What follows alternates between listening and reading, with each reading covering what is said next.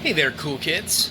Beltane is almost upon us. That's right, it's that time of year again where I deck out my fairy tree.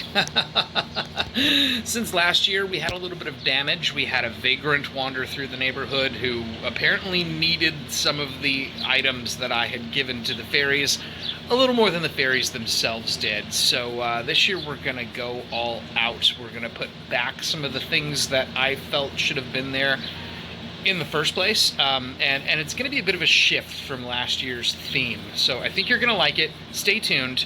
We're working on the fairy tree this time on Make and Believe.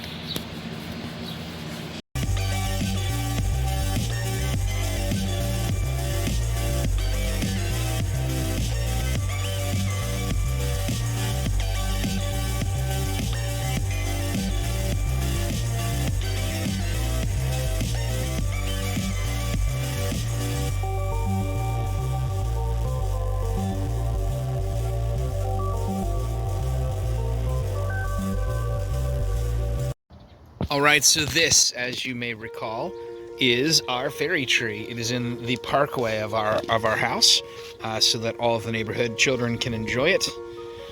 Children young and old alike, myself included. As you may recall, last year we built a deck around back and put a back door in. And as you can see, those items are now gone. That's what this unfortunate vagrant took from the tree. We do have a nice growth coming up here by the tree of some ground cover, which I like, and I think I'm going to keep in the overall design. You may also recall last year I put a pool in. However, it's going to be summer, and having any sort of standing water is a breeding ground for mosquitoes, which is exactly what we don't want. So I'm going to do something different with the water feature this year. I might actually remove the water feature altogether, but we'll see. That is still to be determined. One thing I do want to do, you can see we've got a bit of a bamboo rail that goes along here that keeps dogs and people who are walking on the pathway from coming into the parkway itself, and keeps our plants from getting trampled. But I would actually like to expand on that and give the fairy tree its own little fence that actually mirrors the design of the fence that we've been building around our actual house. So that'll be pretty cool. Across the parkway from the fairy tree is a fairy door into our fence. So I think giving them their own fence and tying those two elements together will kind of tie up everything in a bow really nicely. So that's the plan. The solar light has also gone out here, so I'm going to try to get in there and swap out the battery for a new battery. We do still have our upper balcony door, so that's fantastic. The other element besides the fence, the main core element that I'm going to put around the bottom here, I'm going to make a bit of a yard off to the side, and there we're going to put a labyrinth with a nice beautiful pattern. I don't know if it's going to be like a maze garden or more of like a rock maze, but either way, the plan is to incorporate some pattern magic here for the fairies to enjoy. So I've got some offcuts, pardon the 3D printer in the background there. I've got some offcuts from our fence, and I'm going to use these, actually, this redwood that's already been stained the same color that our fence has, to create the fairy fence. They're only going to have 2 layers as opposed to like the many fence post pickets we've got on our fence, but I don't want it to be too high and massive. This is just supposed to be a decorative fence as opposed to like a huge barrier. It's cute. It's for the fairies. So that's the plan here. I'm using toothpicks as my fence posts that are going to go pretty deep down into the ground so that it'll be difficult for anyone to remove or kick them over. And I'm going to make them nice and long. This is one of the front sections. There's going to be a stopgap here, and then that's for a gate opening, and then that section will continue on. It's going to be roughly a square, and yeah, we'll see how this turns out. All right, I've got my fence parts fabricated and ready for install. The next project on my plate here is going to be a replacement for the pool or the pond. Essentially, what we need is running water as opposed to still water, and so I have this old pump from a fountain that we had for our cats to drink out of long ago, before that fountain had its day, shall we say. But I have fixed this pump I have run the line a little bit longer now so that it's ready to run up the tree to plug into our solar panel. Now, this solar panel is a DC voltage panel, and the pump here is actually running AC voltage, so I'm going to need an inverter to turn my DC into AC to power the pump. I've tested the pump in my little coffee cup here, and it does pump water, which is fantastic. So what I'm going to do is use this old car inverter, which has a 20 amp fuse in it, and which plugs into a car socket, and has an AC power plug on the other side. So I'm starting to take this apart. I'm going to remove the socket connector. It's just a physical thing to get your negatives to come out on the sides and your positive to come out in front, so that this works with a car cigarette lighter outer. Pardon me, my goodness, a car cigarette lighter outlet. But for my purposes, I'm just going to wire directly to my positive and negative terminal. I'm going to remove this interface altogether, and then I'm going to close the box back up around it, so that we've got a nice sealed connection. All right, so that step is accomplished. Let me set the plug aside for a minute. Yeah, I essentially removed that physical housing component, soldered my connections directly into the inverter, and then I affixed the inverter to the back of the solar panel. So now what you've basically got here is, instead of a DC solar panel, you've got an AC solar panel. So you'll see there is an LED light and a fan attached to the inverter, so you'll know when it turns on. Yeah, and there it goes. All you gotta do is point that panel at the sun, and you've got AC electricity. Pretty neat stuff. Turn it away from the sun, and it turns itself off. So it's also, in addition to being an AC solar panel, it's kind of it's serving as a photovoltaic sensor switch. So it's only going to power the device when the sun is hitting the panel, and then at nighttime it'll turn off, which is exactly what I want for this fountain to do. So the next step here is to essentially get this mounted up in the tree, and then I'll be able to plug my plug in.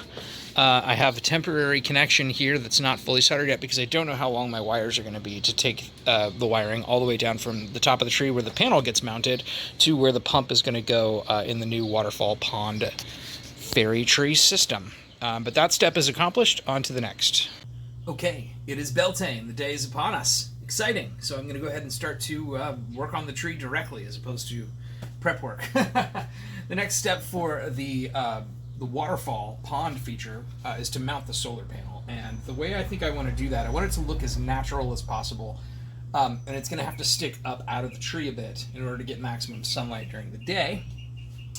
So I've got this piece of vining maple, a big branch that came from my cousin-in-law's house up at his homestead off the grid in Oregon. We picked this up a couple of years ago, and it's still in really good condition bark-wise. It hasn't really deteriorated. I haven't stripped it down. So I think this is what I'm going to use. It's got a nice angle on the top here that I should be able to mount the panel to nicely. So that's the plan. And then I will get this thing up in the tree, and I'll be able to screw the bottom part of this vining maple directly into one of the branches, one of the taller branches that's going straight up in the tree. At least that's the plan. I haven't actually scouted out the location yet, so that'll be next. But first, let's get the solar panel attached. All right, that was relatively easy. A few zip ties strategically. The stick actually fits in under the notches of the metal housing there on both sides, so it's a pretty good fit. I've got a branch that's coming out underneath it that holds it there too, and then some paracord ties it off to holes on the other side to keep it from, back and forth action. All right, I don't know if you can even see it on the camera, but the solar panel is now installed. Well, it's going to focus on my finger if I point, but if you follow the line of my finger, right above my fingertip, there's a solar panel in that tree now. Isn't that awesome? Yeah, and it seems to be working. It powered itself on. I can hear the fan humming faintly. I could hear it better when I was up in the tree. And it looks pretty natural, so I'm pretty stoked about it. I've got the wire running down all the way to pretty much the ground, which is great. And then I've got a bunch of wire coming off the pump. So the new water fountain is going to replace this. I'm probably going to have to go a little deeper in the earth to make it work, but I'm going to clear this zone out and work on that next. And then I'll be able to just twist the wires together. I'm also probably going to end up stapling, I think, maybe, these wires to the tree. I don't know how I'm going to fasten them yet. I'd like to be as non-damaging to the tree as possible, but I'd also like it to be really seamless and not be noticeable that these wires, they're brown rubber coating, so that's kind of nice. It should blend in pretty well. Maybe I might be able to sneak some hot glue back in some of these cracks and tuck them in strategically in places to tack them down. That might work. We'll see how that goes. At any rate, the next thing to do is to get the water feature installed and then fill it up with water and then test the system. So let's talk about the water feature itself next. All right, so here is the water feature in its beginning stages. We had this goblet that shattered ages ago. Obviously the stem broke off of it, making it pretty useless for drinking out of purposes. And then I had a coffee maker go bad on me this year, so I'm going to kind of dedicate that to the fairy tree as well. I love the fact that you can take repurposed items and they look right at home in a fairy tree. So I've got the water pump down in the base there. So this will be our reservoir that'll stay full of water, hopefully, at least higher than the pump level, so the pump doesn't ever run dry. And the hose comes up and shoots into the glass, which is set at an angle such that water will collect in the bottom up to this line here, at which point it will spill back over into the water feature base. So we should have a recycling system without any leakage. Hopefully, we'll see. It might actually leak back down here, so I'm going to make sure I've got a nice layer of hot glue on the bottom here to make sure that all the water, anything that does drip back down there instead of dripping directly over the edge, actually makes it back down into the base. Obviously, this is a hot glue catastrophe at the moment, and the way that I've positioned this goblet, I've needed to install a wood structure to hold it upright. So I'm letting all the hot glue completely dry and seal up nicely before I kind of like turn this thing on its side, maybe upside down, to get a lot more hot glue in there to really support everything in the long run. And when I do install this in the ground, I'll probably use stones as well to give that a little bit more support and to kind of cover some of where that hot glue is. So that it's A, a little prettier, and B, won't expose that hot glue to the sun, because this tree gets a lot of sun for like at least half the day. So that's the plan. All right, so I've got the pond, the waterfall pond in the ground, and it looks pretty good. However, unfortunately, I got it in too late in the day, and the sun has just stopped hitting that panel with enough power to power the pump. So I'm going to have to wait until tomorrow morning, unfortunately, to make sure that this is functioning properly, see if it needs any tweaks, but I'm going to go ahead and move along to the next step, which is putting up our fence. All right, it's all wired up, and the fountain is flowing. I like that you can still see the coffee mug down there, so you can see what the reservoir is. It works really nicely. I'm very pleased. And the best part is, it turns on and off with the sun. So next up, I am working on the fence. It broke a little upon installation, and the supports are not as deep as I would like, so I'm going to try to lower it down a bit more. That's a bit high for a fairy tree fence.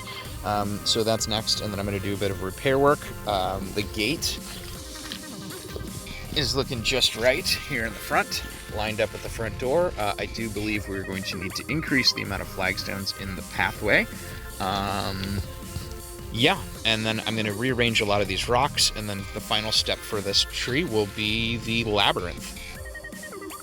I almost forgot, up here at the balcony, there's another new addition to the tree.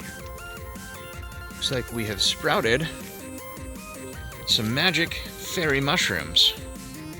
These are pretty magical. I will show you why at the end of the vid.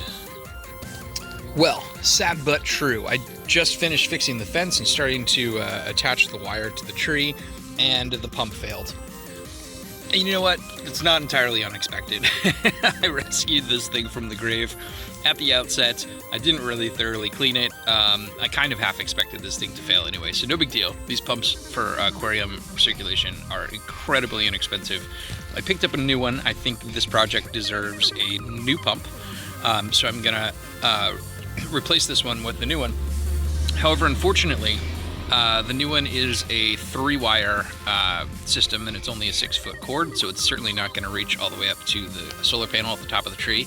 So I've got a little bit of wiring ahead of me. Not a big deal. I'm going to get to work on that and then swap these pumps out. All right, the sun has just set, and it is time for the magic of the magic mushrooms to come out. If I can focus properly on them. Come on, camera. There we go. Sort of. So I 3D printed these with glow-in-the-dark PLA, and I apologize that the camera just doesn't want to focus on them, but they look spectacular to the eye. And they kind of hold their charge for a really long time with just a little bit of light exposure. Here on the tree, where the sun hits them directly, they're amazing. And I wouldn't be a bit surprised if they last all night long. At any rate, I'm going to drop the link to the file of this mushroom. There was only one file. I actually just changed the size and shape of it to print different sizes and shapes. I'll drop it in the description below. I highly recommend this one. Super, super cool. Let's see if I can get a close-up zoom on it.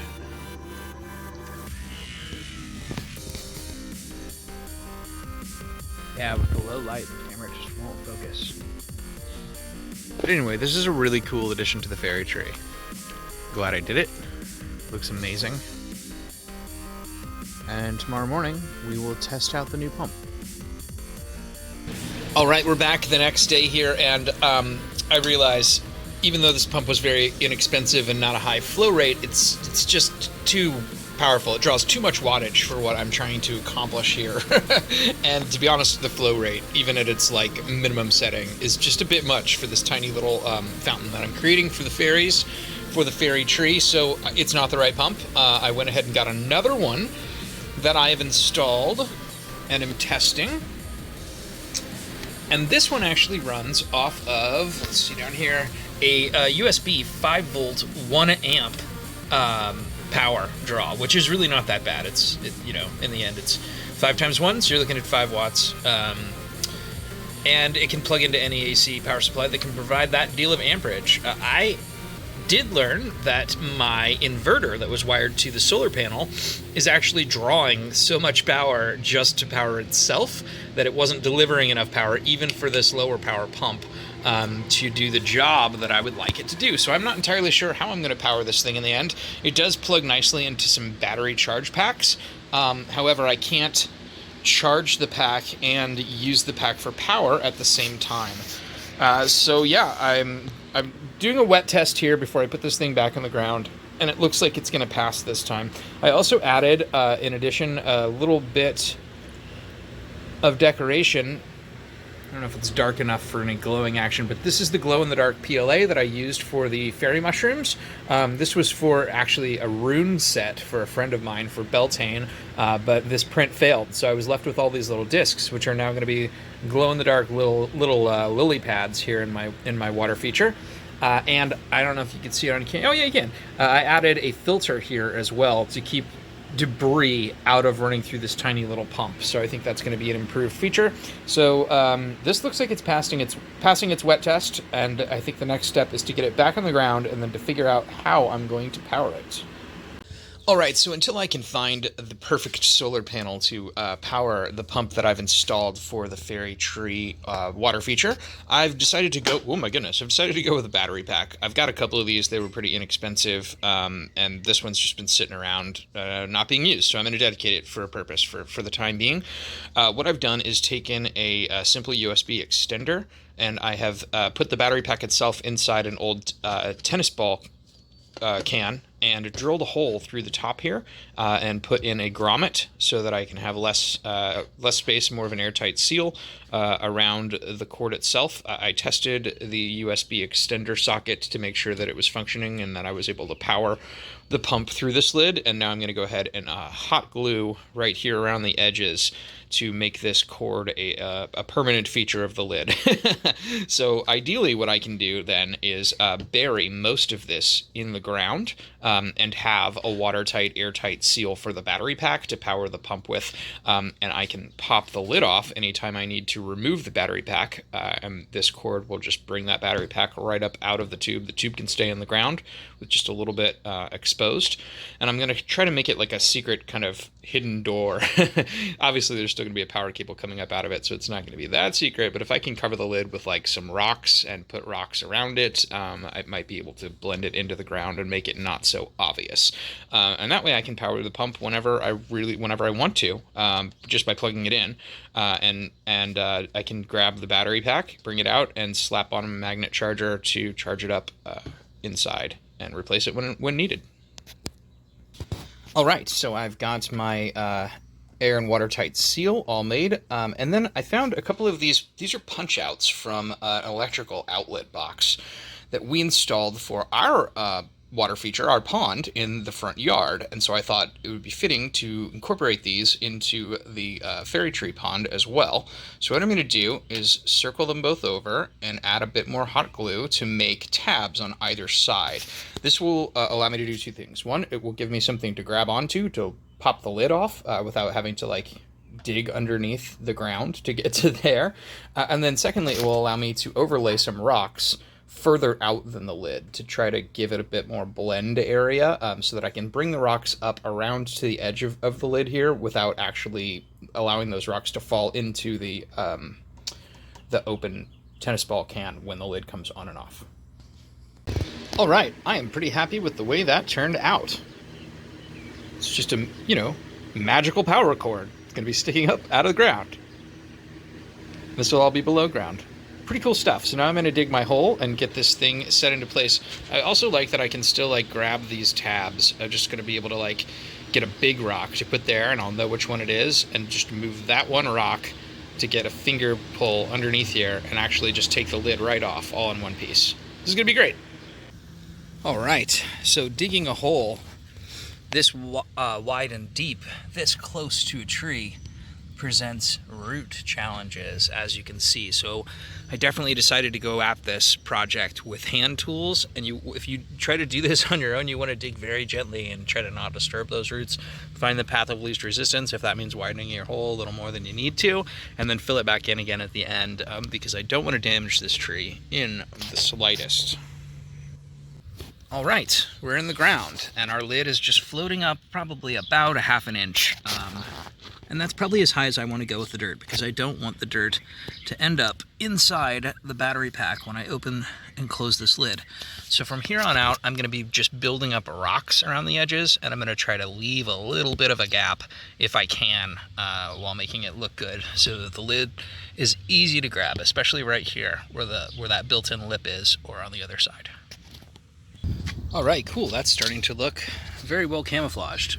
So the next thing I want to do is actually tidy this cord up. There's a lot more cord than I need here. It's a 6-foot cord that came with this pump, and that's awesome, but it's more than I need, and I don't want to cut it and rewire it. So what I'm going to do is actually bundle it up, put it in a twist tie, and then kind of dig a little niche for it there in the soil, tuck the bundle in, and then cover everything with rocks so that all we've got sticking up out of the end will be the connection points. And then finally, I'm going to waterproof the connection point by slipping some a large piece of shrink wrap over these two connections, and then heat shrinking it down onto them so that the unplug point is no longer up here. It's actually under the lid where this cord adapter plugs into the battery pack. So that's the plan. All right, that's much, much better. You can barely see that there's a cord running through here at all anymore. I'm very, very pleased with that. So yeah, I'm going to waterproof this connection with the heat shrink, and then we'll tidy up the rest. Right, so it turns out I'm actually out of the size of shrink wrap that'll be perfect for a watertight seal there, so I'll just pick some up here in the next couple of days and get that protected. For now, I have turned the fountain on, and it's working perfectly, and I'm just going to kind of do a timer test to see how long that battery takes before it drains out and needs to be charged again. Those batteries typically will charge my cell phone 3 or 4 times before they go out altogether, so they're pretty darn good. I wouldn't be surprised if this thing is still going come morning, because it's kind of getting into the evening now and the sun is getting a little low. So let's do the final reveal. I have completely shielded the battery, and you really can't tell the difference between the rock lid and the rocks surrounding it. The water feature is done. The fence is done. Our magical mushrooms are in full effect. Right beneath the balcony view.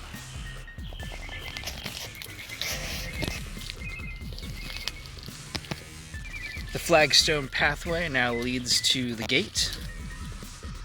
And I've installed the Labyrinth.